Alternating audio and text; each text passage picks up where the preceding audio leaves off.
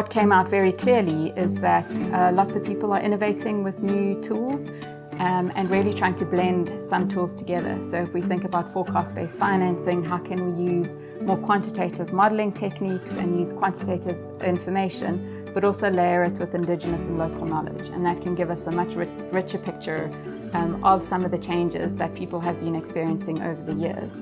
And I think that's a lovely way for us to learn from each other, but also a really important way that dialogues can help understand problems by bringing different people together. So how can we change the way that we interact with funders? How can we change the way that we do science? How can we bring different people into spaces, thinking about the future, not in these kind of quantitative four-quadrant ways, but really trying to bring in kind of arts-based techniques.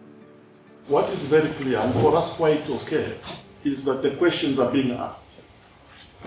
The answers are difficult to find.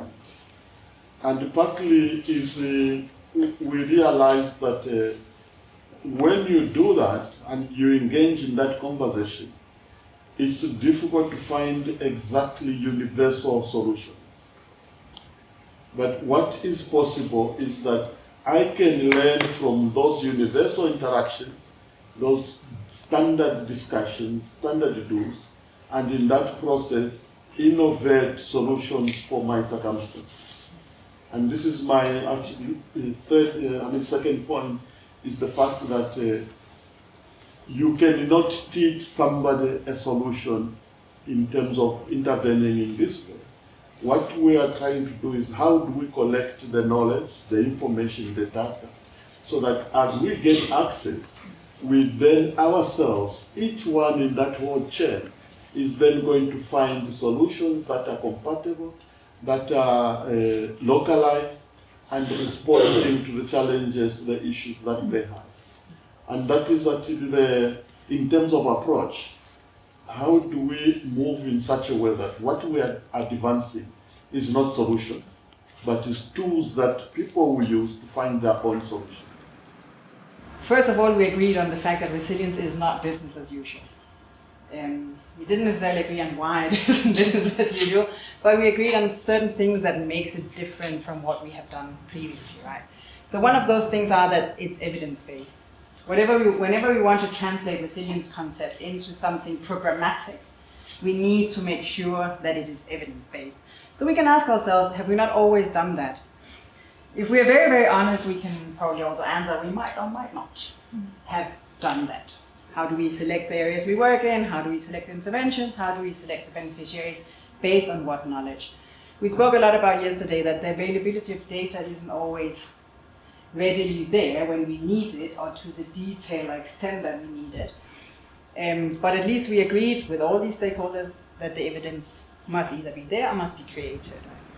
You know, the way we are programmed is to solve a problem, not to find a solution. Because we need to understand also how this household managed, mitigated that shock than this household. And if we understand from appreciative inquiry, then we understand the building blocks of resilience, and we want to replicate to other households also maybe to apply the same mitigation coping strategies.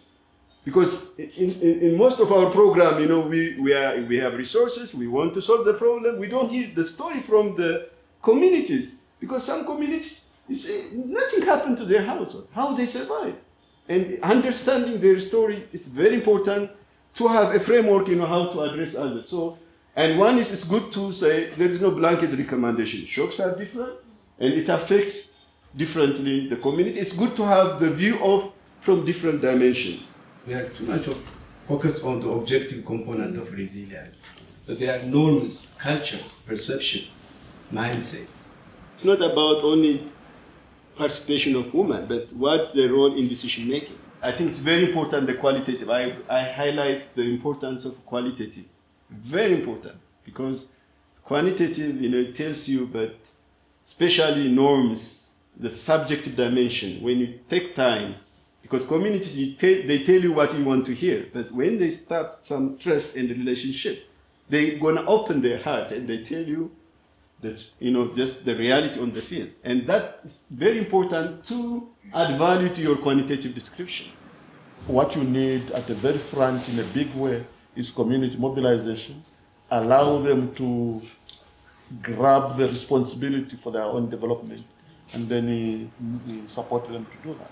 It's those broader, really tough political questions that link to power, and it links to kind of back to climate in the mitigation space, or the link to trade agreements, and it's who's calling the shots at those levels, and are we working just at kind of these local and regional scales, but do we also need to cast our eyes up to say, are we just tinkering with the system here, or are there broader systems and big actors that we need to actually start influencing as well, and how do we bring them into the conversation? Our resilience means our ability to also change the path on which we are going to reach the objective where we want to go.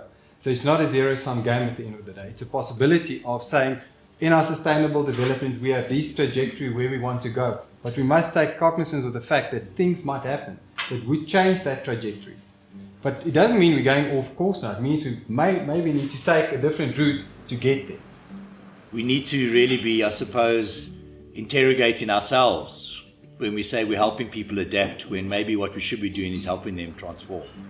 The resilience thinking is helping bring solutions that would allow the man on the street to adapt much more effectively to the perturbations, whether it's climate, land use change, and so on. So it is putting the solutions on the table that would allow us to build resilience, whether at the household level or at the individual level, so that when we have this global change that is happening, people are able to cope.